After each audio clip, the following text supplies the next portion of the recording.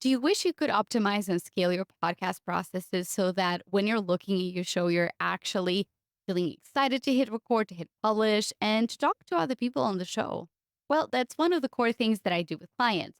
And as podcast hosts, we have so much to think. And sometimes we just don't have the actual time to sit down, to think strategically about our show, and to think about what are the actions that we're going to drive us forward and what are the actions that are just busy work. So, in this podcast episode, I'm going to be meeting with my client, Fanny Dunagan. She's a LinkedIn content strategist for people in tech, and she does that through her company, Pathlinks. And I cannot wait to dive into this episode because I've worked with Fanny along the years and I've seen her grow and also been able to see the impact of the strategic decisions that she's been making through time. In case we haven't met, hi, I'm Annick Xavier. I'm the founder of the podcast space, and I'm a podcast marketing strategist that helps business owners create impact through their show and with less overwhelm. So without further ado, let's get into this podcast episode of the podcast space.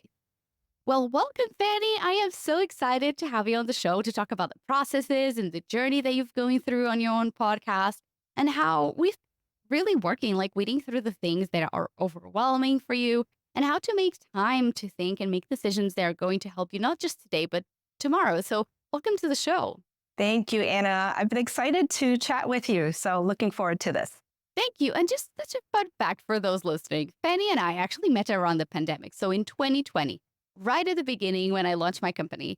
So this has been such a long time. And you had me on your show. So one of the things that I always talk about on the podcast space is how being a podcast guest on other people's podcasts sometimes opens up opportunities to work with a host. And you're the one that I'm referring to. Because when I'm talking about that, that's exactly what happened. And you got to see my action, my skill set on the show. Yeah, I mean, I'd love to share, especially around like how our relationship developed.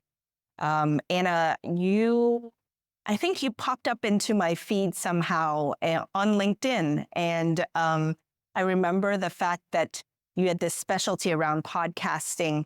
And at the time, I had a LinkedIn live show called Creator Tips, Tools, and Tales. And my first thought was to just have you on the show and then have you share your expertise with my guests. But throughout the show, the whole time I'm thinking, I need to hire Anna so that she can help me optimize the show and then hence the podcast that's associated with it. And so it's always a funny thing, I think, that as I interview people, I see their value. And then from there, I think we started off with an audit and you audited my show and then you were able to kind of recommend actions and tips and tasks that I could put in to kind of improve it. There were so many things that I didn't know about the podcasting side, even though I was on the live streaming side. And so I think that audit itself, just to help me kind of assess where I was at and then be provided with recommendations that I could put in place. So that was really valuable. And at the time, I didn't even have a plan to, I guess, grow the podcast side of it. But the beauty of it is you kind of were there throughout the whole thing. And so we continued our friendship and our relationship. And then lo and behold, this last year, actually, I launched a new podcast and I had become a bottleneck in my processes.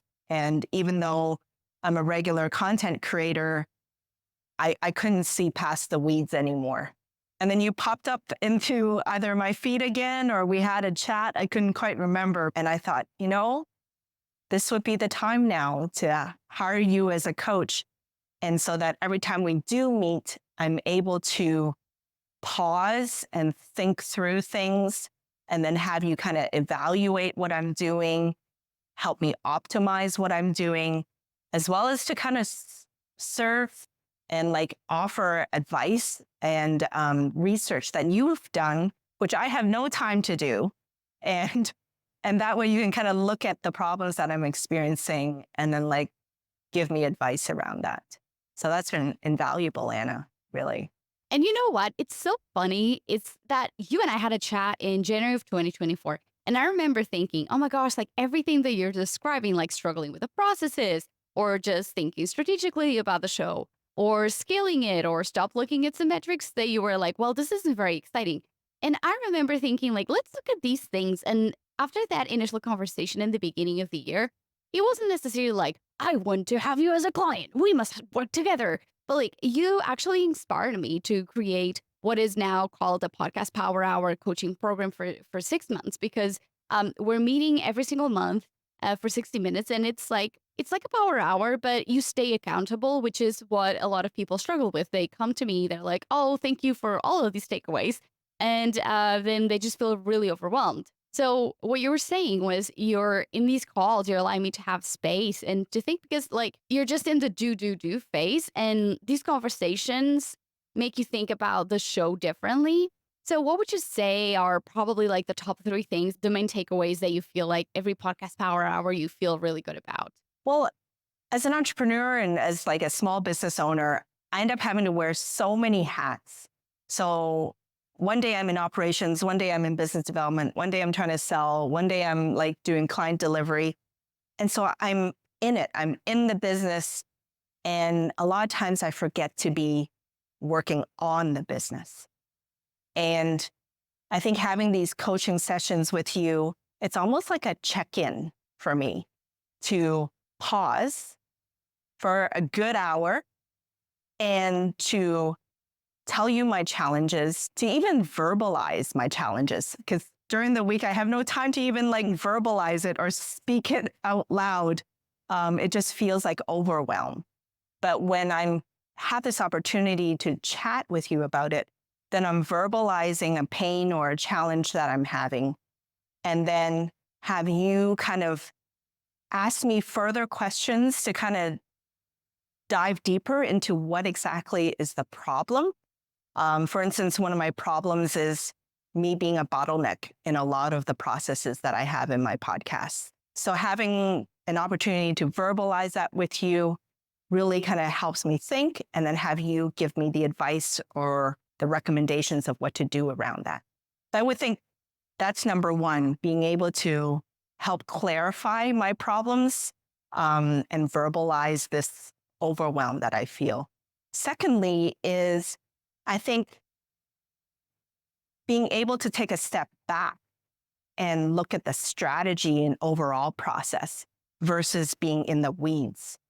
Having someone to talk to about that, especially an expert like you, and you speak at all these podcast conferences and you're out there, talking to other experts and gathering all this, which I have no time to. Can I go and Google everything? Sure, but I have no time to do that. So I'd rather you being the expert and you out there bringing that back. And then when I tell you these problems, you're able to kind of take that look back and overall helicopter view with me. And then kind of we can work on this strategy so that I'm not always in the weeds. And then thirdly is being able to look at the process itself and how to optimize it. I find that I have all these people helping me in all the different aspects, whether it's my video editor or the person's reviewing the transcripts, all that. And having you suggest different tools for me to try or like the latest AI tools, that really has helped to kind of have me evaluate how to save time, right? So optimizing the process side of it as well and saving time and looking at how to like maybe use the team in a more effective manner, that's been invaluable. So having the clarity around problem definition, the strategy, and then optimizing the process, I'd say those are probably like the three biggest things for me. Yeah, and it's funny because, interesting from a standpoint, like I'm a business owner too, right? So we want to do all the things, but sometimes we don't have enough steam. And one of the things that I pride myself in, that I will toot my own horn on that, is I really like looking at like, how are we overcomplicating this? Because sometimes when we're looking at the processes through the view of like, oh, I need to do this, right? Like I'm supposed to do this. And sometimes we can achieve the same quality of level through a completely less complicated process because at the end of the day, we have so little time available. We want to focus on the things that are high impact, and really weed through the things that we are doing that are just simply like busy work. So, I'd love to add, over the years, I've kind of come to know my strengths and my weaknesses. And my strengths is being with the guests on my podcast, asking them questions, really building a relationship with them and working on the creative side of that. And I'm just not as strong in systems and processes. And rather than trying to fix myself or trying to like work at something that I'm just naturally not gifted in, I would much rather hire someone, a coach like yourself, who is strong in systems to then take on that side. And so then I don't have to feel like I need to give up on the time that I spend on creative and guest relations and relationship building and finding the stories with my guests. And then that way you make up for my weaknesses and for things that I don't have time to develop. What I realize is the value of a coach. They have strengths that I don't. And it helps me scale faster and it accelerates my growth versus me trying to fix something that's just not innately in me. yeah, and that's one of the reasons why people say like coaches hire coaches because you identify the things they are not, like they don't come naturally to you or that you're struggling with. And we live in a time, I mean, like when I started producing content and working in radio, there was this one thing like, this is how you do work, and this is the only way. And there's no other ways because those are the wrong ways. Like, I'm sure people listening in can relate to that, where education was just like very like narrow minded and business was very narrow minded. So, um, today we have so many tools and so many different ways of working. And the word of the year for you was having fun, having more fun, right? Yes, it's a work in progress for me. And my road to fun or my work in progress towards fun is actually delegation. When I was growing up in school, right, I was taught that I had to do everything myself. Like I had to figure it out on myself. I couldn't relinquish things. I may not have been able to depend on other people. And so the hardest lesson I think that I've learned as an entrepreneur is to relinquish that control and to tap into other people's expertise so that I can move faster, right? And I think being able to relinquish control now is actually very liberating. I would think that it was scary at first, but once I found someone I trust, and I think that's the beauty of our relationship, Anna, is like we've built a relationship over the years, and now I trust what you have to say to me. I trust that you have my best interests at heart, and that when you suggest things to me, it's because you know my podcast, you know how I operate, you know my personality. And so you suggest things that will work for me. And that's invaluable. That's like priceless. And because I've also been in situations where people have hired me to be a coach for their LinkedIn branding, and then they don't implement or don't trust the process, right? And that ends up being a money waster. And so I think that's having that trust in the relationship and the deep bond that you and I have. And I see that with the care that you give to our relationship, Anna. It's very invaluable. And that's why I'm here for the long term. No, thank you. And yeah, like I really feel like I really deeply care for your podcast and that you're successful too, right? Like obviously from the strategic point of view, of course I want all of my clients to be successful so that I have case studies to talk about, but like at the core, we've talked over the years. I was never like, "Oh, you have to hire me and pressure you," because I know that you're on your own journey and sometimes even talking, about the word of year, your word of year was to have fun. Yeah, And I mean, when we're working together, I'm thinking, how can I suggest something that will bring more fun and more joy to your process? Because I mean, I'm part of your team now. So I think about your benefit at all times. And I'm always thinking, like, how can I just strategically help you, right? Like, I can help you get out of your own way. And sometimes as coaches or consultants, we just can't see what we can't see. 100%. It's almost like having an extra pair of eyes, but they're like expert eyes that knows more than what I know. And that way you're able to see things that I don't even know to ask. I don't even know to look at. Like, for instance, you mentioned analytics. There's tons of analytics on these platforms like YouTube, Captivate. I don't have the time to go learn it myself. I don't have the time to analyze every single aspect of it. But the fact that on our coaching calls, we're able to look at it and you can help me interpret those analytics. And then from there, like list some actions that I can do to follow up from that.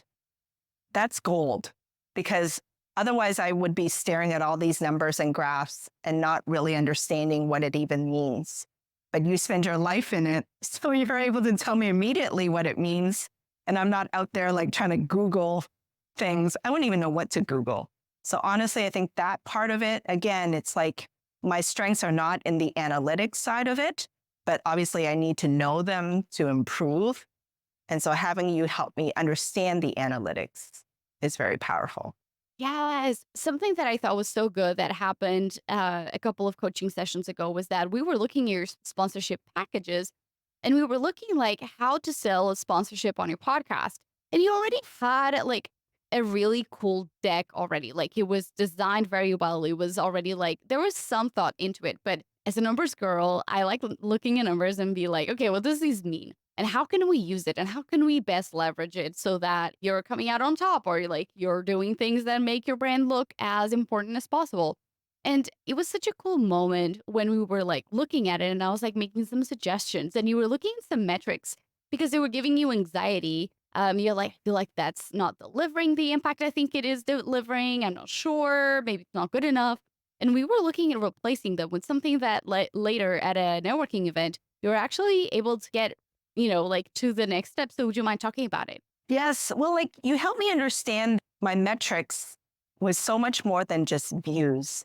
Um, and I was using the views for justification for sponsorship. But after that session with you and you pointing out, well, it's so much more than that. And one of the key metrics was the fact that by people sponsoring my podcast throughout the year, there's at least 30 episodes. And at each episode has at least 3 pieces of content that gets broken out of it. And so throughout the year, there's 90 pieces of content that sponsor would have their logo on and be mentioned. And I hadn't even thought to mention that in my sponsorship package, which is just nuts when you think about being on 90 pieces of content throughout the year, right? And then I'm able to amplify their brand through my network. And so that was a big aha moment for me that you pointed out. And so, at a networking event, I was talking to a potential sponsor and I mentioned that because they were trying to debate between sponsoring a one-off event versus like a podcast. And I said, well, that one-off event just has that one date or a few weeks leading up to that. And that's all the visibility you get out of it. Whereas on my podcasts, you get to be on 90 pieces of content that gets distributed across the year. Like that's golden. And that in itself justified itself. And I kind of saw the sponsor or the prospect's eyes kind of like have an aha moment. So yeah, I'm going to be talking to them in 2 weeks. I got onto their calendar and I'm going to be talking to the CEO and president of the company to explore that sponsorship opportunity. So thank you for pointing out these additional metrics, which I would have never thought of to promote. And then that gave me the opening to have that conversation with a prospect that I've been chasing for quite a while. Yeah, and I thought it was really interesting that when we were looking at it, yeah, I mean, you're someone who's been in the content creation game for such a long time. And I was like, why are you not leveraging the brand association? Because that's such a missed opportunity because you're literally the expert in the ideal customer avatar of these potential sponsor. Yes. So that means something. And not only that, but some of the marketing elements that come with creating a podcast that gets recognized online is, of course, becoming an authority online, but applying for awards. Not only because it's important to go through the process, but because going through the process enables you to understand what you are, not only what your podcast value is, but like what are the key points? How are you leaving a legacy? Why should anyone listen to it? And why is this content exciting? And going through the application for awards or nominations for anything in life like really helps you understand the value that you're probably taking for granted because day in and day out, you're doing the work. So you're not seeing the value of the content itself. And as a host, you have to realize and stop like, what how are you contributing to your community? And I poked at you at the time and I was like, hey, I think that there's a few awards that I think you should be applying for. So what happened after? Yes, I'm so excited to share this with you. I mean, it's because of you, Anna, that I hadn't even heard about this award. It was the International Women's Podcast Award. And you had posted something about it and shared about it. And then I reached out to you to ask more about it. And you really encouraged me to apply.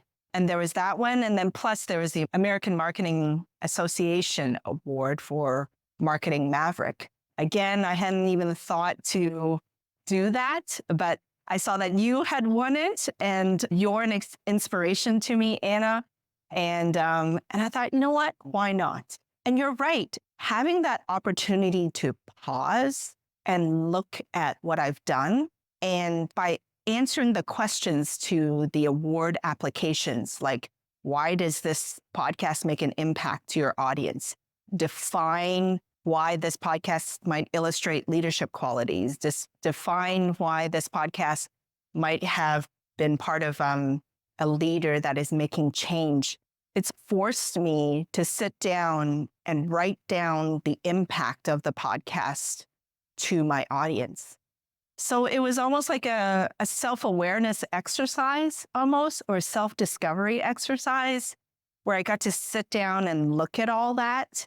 And in a way, I'm proud that I even submitted, right? Because the act of doing that, I felt was almost like a vote for myself. Because sometimes I forget to do that. And so it was like an acknowledgement that I had come over a long journey and that I have achieved something and I've made an impact. And whether I win or not for the International Women's Podcasting Award, I'm actually really proud that I just submitted the application and even went through the process because it was a vote for myself. And then for the American Marketing Association Awards, I'm a finalist and winner for the Marketing Maverick. And so it's thanks to your encouragement, Anna, that I even arrived here. And I think that's the beauty of coaches. You lift us up when we forget to lift ourselves up. And so thank you. I mean, of course. And that's the reason why I love working with impact driven podcasters because we get to see it, your contributions on podcasts and your legacy to your community. And, I work with you to really see what you're perhaps not seeing, the impact of your work. But so many of my clients always struggle with it. So I always push clients to go, hey, it's worth it. You're worth it. Let's do it. And pushing and elevating, especially women and minorities, multilinguals, immigrants, we both are, and all of these things that sometimes we just forget that we are worthy of it.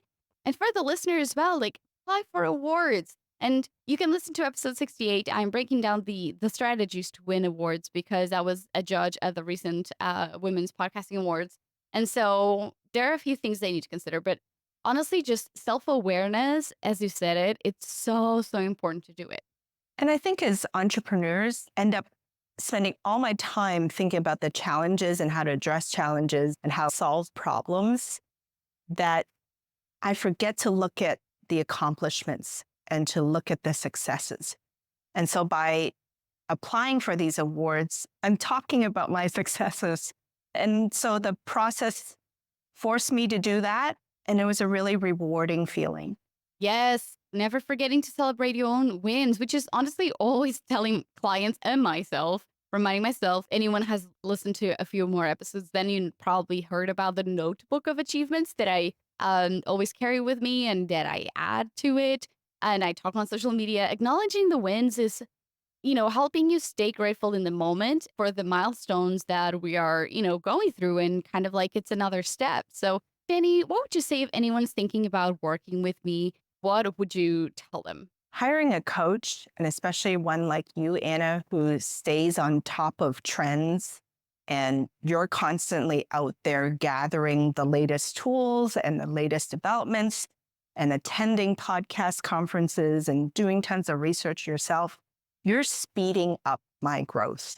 You're going to speed up anybody that hires you and their growth. And not only that, being able to spot things that we cannot spot, and because you care. Like for me, working with people that care about my success is invaluable. And I couldn't get to where I am without help. And you're a huge part of that, Anna. So thank you.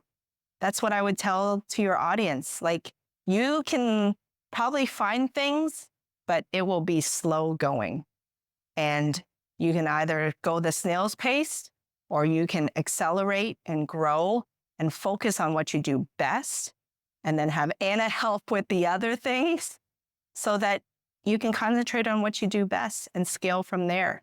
There's no reason to be beaten down by things that we're not as good at or we don't have the time to research. It's so much easier when there's a coach there to help along. And it's more fun. I'd much rather be learning and growing with you by my side, Anna, than trying to do everything myself. Yes, it's so important to grow beside other people. And one last thing is like, hey, you already as a host are doing the work by yourself. So having a host is not as lonely for sure. And it's gonna be fast tracking your success. And it's absolutely something that I feel like most podcasters don't realize until they're like, yeah, like I can make the process harder for myself, or I can just hire someone who will literally tell me how to get there and alternative ways that fit my personality better. It can, whether it's a small company or a big company, even like CEOs of big companies, it's lonely at the top, right? And having somebody to coach and to be able to talk to strategize with, to optimize with, that's not always available within your own companies. And so having someone external come in and help with that is something very unique. And they can add a perspective that nobody on their own team can provide. Yeah, 100%. Well, Fanny, thank you so much. If people want to connect with you, where can they find you? Absolutely. Yes. So definitely LinkedIn. I live and breathe on LinkedIn. So look me up, Fanny Dunagan. And then, of course, my podcast, Tech Legacies. And you can find that on YouTube as well as Apple, Spotify, and all the other podcasting platforms. Fanny, thank you so much for taking the time to sit with me and share your experience with me and the audience and talk about the coaching program. I appreciate you so much.